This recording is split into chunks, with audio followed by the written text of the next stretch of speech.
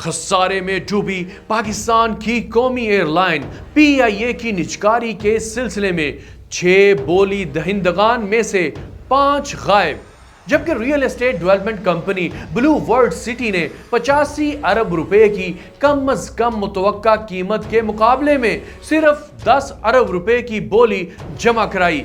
Reference price اور پیشکش میں اتنے فرق کا کیا مطلب ہے؟ بولی میں شامل نہ ہونے والے گروپس کو حکومت سے کیا خدشات ہیں؟ ایک بھی غیر ملکی کمپنی نے پی آئی اے میں دلچسپی کیوں ظاہر نہیں کی؟ جو بھی پی آئی اے کو خریدے گا وہ دراصل پیسے دے کر بخار لے گا۔ نجکاری کے بعد پی آئی اے کے 7200 مستقل اور ڈیلی ویجز ملازمین اور اثاثوں کا کیا بنے گا؟ گزشتہ ادوار میں بھی پی آئی اے کی نجکاری کی کئی کوششیں ناکام کیوں ہوئیں؟ اس طرح کے تمام سوالات کے جواب جانیں گے آپ اس ویڈیو میں۔ اسلام آباد میں جمعرات کو پاکستان انٹرنیشنل ایئر لائنز پی آئی اے کے 60% حصص کی فروخت کے لیے بولی کھولی گئی۔ حکومت کو محض ایک پارٹی بلو ورلڈ سٹی کی جانب سے بولی وصول ہوئی۔ بلو ورلڈ سٹی کے سربراہ سعد نذیر کا کہنا ہے کہ ہم حکومت کے لیے نیک تمناؤں کا اظہار کرتے ہیں اگر وہ ہماری بولی قبول نہیں کرتے، اور بولی بڑھانے کا کوئی کاروباری جواز پیدا نہیں ہوتا۔ سعد نذیر کا مزید کہنا ہے کہ کابینہ ہماری پیشکش پر مشاورت کرے گی، اگر یہ منظور نہیں ہوتی اور ہماری پیشکش قبول نہیں کرتے تو ہم اپنی خود کی ایئر لائن شروع کریں گے، اور حکومت کی طرف سے 85 ارب روپے کی متوقع قیمت درست نہیں، کیونکہ پی آئی اے شدید خسارے سے متاثرہ ہے۔ ناظرین، نجکاری کمیشن نے ابتدائی طور پر 6 بولی دہندگان کو اہل قرار دیا تھا، تاہم ان میں سے 5 اس عمل سے دور رہے۔ حکومت نے ایئر بلو لمیٹڈ، عارف حبیب کارپوریشن لمیٹڈ، ایئر عربیہ کی فلائی جنا، وائی بی ہولڈنگز پرائیویٹ، پاک ایتھنول پرائیویٹ اور بلو ورلڈ سٹی کو قومی ایئر لائنز میں اکثریتی حصص کے لیے شارٹ لسٹ کیا تھا۔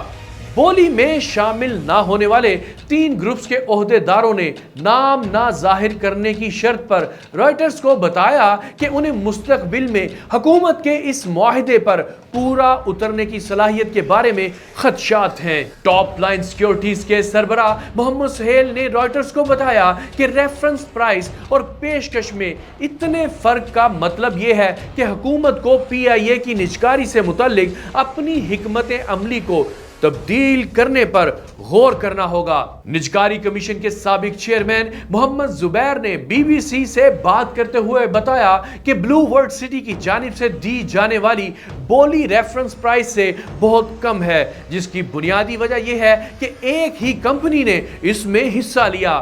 انہوں نے مزید بتایا کہ دوسری کمپنیوں کی جانب سے بولی میں حصہ نہ لینے کی وجہ ایک تو کم وقت کا دیا جانا تھا، دوسری طرف پی آئی اے کے وہ 7000 سے زائد ملازمین ہیں جن کو لینے کے لیے کوئی بھی تیار نہیں۔ محمد زبیر نے کہا کہ سب سے عجیب بات یہ ہے کہ کسی بھی غیر ملکی کمپنی نے اس میں کوئی دلچسپی ظاہر نہیں کی۔ زبیر صاحب نے یہ بھی بتایا کہ پی آئی اے کا ایک ہفتے کا ریونیو ہی 10 ارب روپے بنتا ہے۔ ان کا کہنا تھا کہ اس پر صحیح طریقے سے کام نہیں کیا گیا۔ ابھی تک ان شرائط کا ہی پتہ نہیں کہ اگر یہ بولی کم ہے تو کیا آگے جا کر اس میں کوئی اضافہ ہو سکتا ہے یا نہیں۔ دوسری جانب ایوییشن امور کے ماہر افضل ملک کے مطابق یہ بولی بھی زیادہ ہے، کیونکہ پی آئی اے ایسا ادارہ ہے جس پر حکومت کی جانب سے 650 ارب روپے کا قرضہ اپنے ذمہ لینے کے باوجود ابھی بھی 200 ارب روپے کا قرضہ باقی ہے۔ ماضی میں پی آئی اے کی شعبہ مارکیٹنگ اور انفارمیشن ٹیکنالوجی کے سربراہ رہنے والے ارشاد غنی نے بی بی سی کو بتایا کہ کوئی بھی اتنی بڑی رقم دے کر ایک ایسے اکاؤنٹ سے شروعات نہیں کرے گا جو پہلے ہی منفی میں چل رہا ہو، بلکہ اس کے بجائے وہ اتنے پیسوں میں نئی ایئر لائن بنا لے گا۔ انہوں نے کہا کہ جو بھی پی آئی اے کو خریدے گا وہ دراصل پیسے دے کر بخار لے رہا ہے۔ ब्लू वर्ल्ड के चीफ एग्जीक्यूटिव के एक इंटरव्यू का हवाला देते हुए इरशाद गनी ने बताया कि उन्होंने कहा था कि वो पीआईए के तमाम मामलात की जिम्मेदारी लेंगे, लेकिन देखा जाए तो वो सिर्फ 10 अरब रुपए में 200 अरब रुपए से जायद की जिम्मेदारी लेने की बात कर रहे हैं। उन्होंने मजीद बताया कि सिर्फ पेंशन ट्रस्ट फंड की रकम 40 अरब रुपए बनती है, जो पीआईए ने अपने रोजमर्रा के खर्चे पूरे करने के लिए इस्तेमाल की है। पीआईए पर फ्यूल, पेंशन फंड और प्रोविडेंट फंड की मद में बहुत ज्यादा उधार भी है।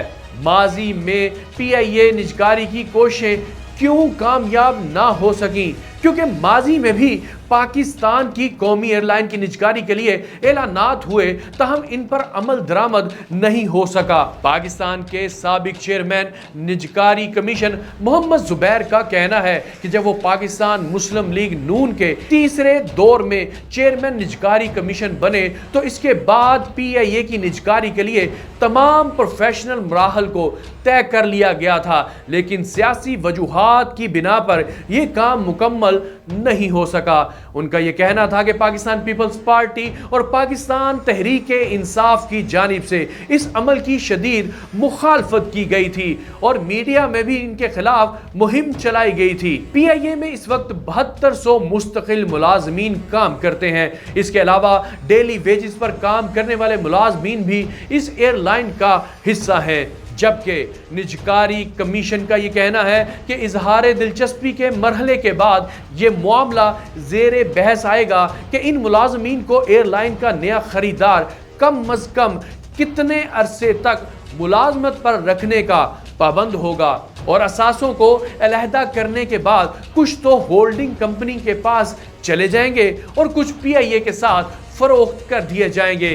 पीआईए की निजकारी के बाद इसकी कारकर्दगी पर क्या असर पड़ेगा? तो जनाब, जब कोई निजी कंपनी इसका ऑपरेशन संभालेगी तो यकीनी तौर पर एयरलाइन की कारकर्दगी भी बेहतर होगी और पीआईए की निजकारी के बाद इसमें सियासी मदाखलत भी खत्म होगी, जिसे अक्सर पीआईए के जवाल की वजह बताया जाता है। इख्तियारों में इजाफा होगा और आईटी सिस्टम बेहतर होगा। इसके मुलाजमीन की तरबियत का भी अच्छा इंतजाम होगा। नाज़रीन, 1987 से लेकर आज तक पीआईए ने सिर्फ माली साल 2006 और 7 में मुनाफा कमाया है, जिससे अंदाजा लगाया जा सकता है कि कोई भी हुकूमत इस अदारे को बेहतर नहीं कर सकी। इंफॉर्मेशन से भरपूर वीडियोस देखने के लिए पाक 24 न्यूज़ को सब्सक्राइब करने के बाद अपने मेज़बान मनान गिलानी को दीजिए इजाज़त। अल्लाह हाफिज़।